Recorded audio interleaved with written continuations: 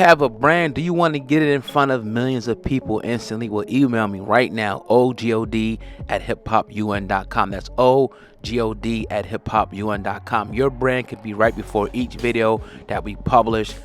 Hit me right now. Do not wait. We're gonna start off with Tasha K, because a few years ago she started covering a story on Cardi B, and it pretty much ballooned all the way to lies, slander, rumors being spread to that caused Cardi B to actually go to court, sue her for defamation, actually win a judgment in the amount of $4 million. But that really didn't slow Tasha K down, because as we see, she's still going at celebrities' necks, getting dirt on them, and some of the stuff is cool. I mean, like I think some of it's fair game. Just don't get into the lies and all that. But recently, she's been covering Nicki Minaj, Offset, that whole thing, Cardi B, and she put out a statement pretty much saying that she's not going to be covering it again. So we're going to talk about it, because we don't go as low as she goes, but we kind of get in the dirt a little bit with certain things. A lot more classful and a lot more respectful the way we do it over here. But I do think we're qualified to speak on it, because it's been instances where we've been threatened. So, what's your thoughts, man? Tasha K, we'll read what she said, and then we'll talk on it real Yeah, quick. let me read what she said real quick. She said this via Twitter a couple days ago on the 21st of September, when all that was going on with homeboy getting a 120-day home house arrest sentence and all that stuff. But she says, just FYI, to those who haven't gotten the memo, over the last 2 days going forward, we will no longer be covering Offset and his wife, or Kenneth Petty and his wife's beef. We are deleting Offset and his wife from our algorithm, and will only cover Nicki Minaj's music and or other stories. But any stories concerning the 7-year-old beef has been deleted from my platform's algorithms. Get someone else to do it. Hashtag Groundhog Day officially is over. All these people do is run to the courts on folks. She would know. Yeah, She would know. Now, Tasha K, first off, her presentation is second to none. It's top notch. The definitely. shit is clean. It's visually appealing to look at. Her cadence, how she delivers the information, top notch. And I think that's why a lot of people don't like her, because of a lot of the attention that she ensues with a lot of the shit that she talks about, and the attention she garners because of how professionally done it is. Can't deny her that greatness. Period. Point blank. But I also think she got very humbled at that time when Cardi took it as far as she took it, and the judge actually slapped her. See, when we do this YouTube stuff, you really start it's a lot of news to it. You know what I'm saying? A lot of things that you start realizing for the first time, and one of those things are you reach a lot of people. Yeah. And sometimes those people can touch you in a real way. Yeah. And it's not just as comfortable as being behind a microphone, getting views, recouping the fruits of that labor, and so on and so forth. So as she's still dealing with that, and she sees this starting to go on, it's like, okay, now it's like, nah, fuck that. And the thing that's kind of frustrating is, and it's not that she had to listen to us, but we were around during that time, and we happened to interview the same woman that she actually interviewed that Absolutely. started the whole shit, right? Didn't do as well, but needless to say, we interviewed the same woman. So we were there around that time, and all we kept saying when this shit started getting hot was delete the videos. Just delete the videos. And she ain't got to listen to us. Obviously, she didn't, but I know now, looking back on it, she would have just deleted them damn videos. It's hard though, and I'm not giving her any out or anything like that, right?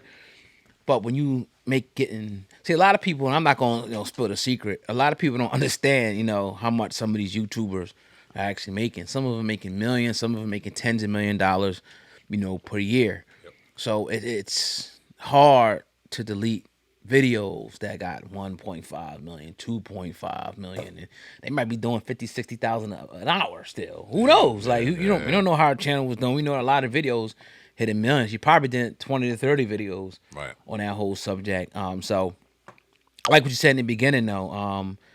The way she executes the news and everything is really great. And I actually had somebody, a close friend of mine, his wife, I ran into her one time in Wawa, and she was telling me about Tasha K, and she was like, I just love it, like the way she does it, and she keeps you just wanting more, like keeping the suspense up. So, but unfortunately for her, it's going to cost her $4 million.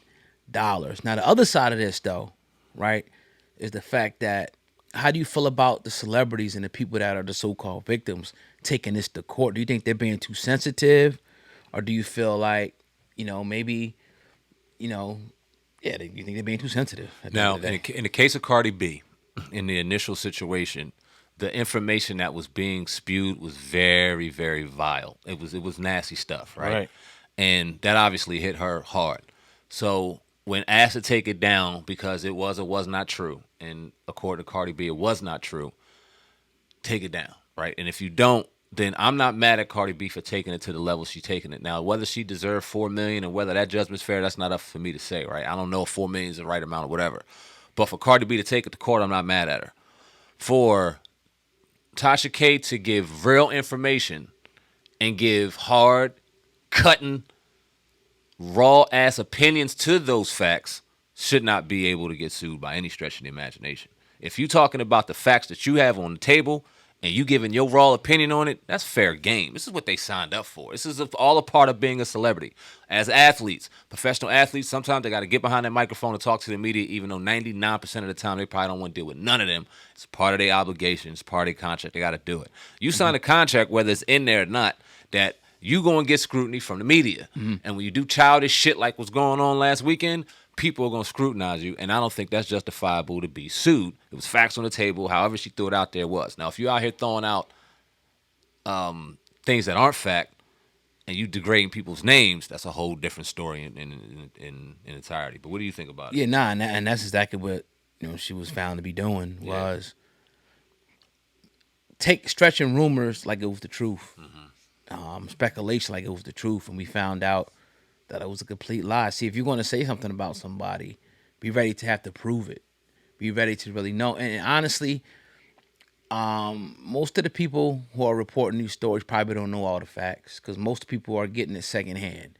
You know what I mean? A lot of people are not getting police reports and, going to the courthouses. They see somebody else do it, and they're doing it. Just do it responsibly. Use your allegedlys.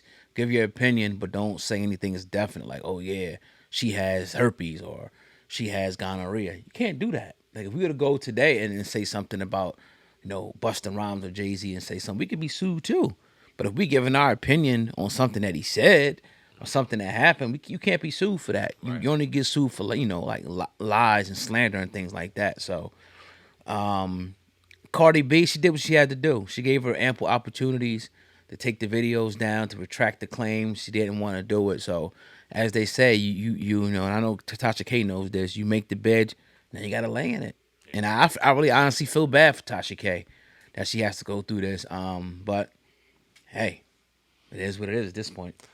I'm sure she's grateful to still had a platform, had an audience to do what she do. Like we talk about good, bad, or indifferent.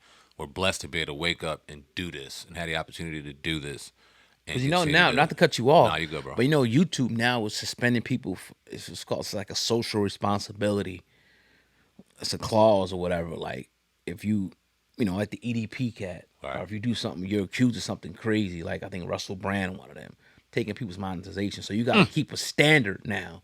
Like you can't go out there and be accused of so and so, right? Or just because YouTube now is making sure the creators are going to, exemplify high character. And yeah, I just found that out a few days ago. That's deep. I didn't know that. You gave me something lucky new. to have her. Very lucky. Yeah. And a lot of other people are, and I want to have some conversations about that behind camera. So that's kind of crazy. That some people probably still had a monetization based off of the shit that they talk about. Anyway, I want to slide to Nikki.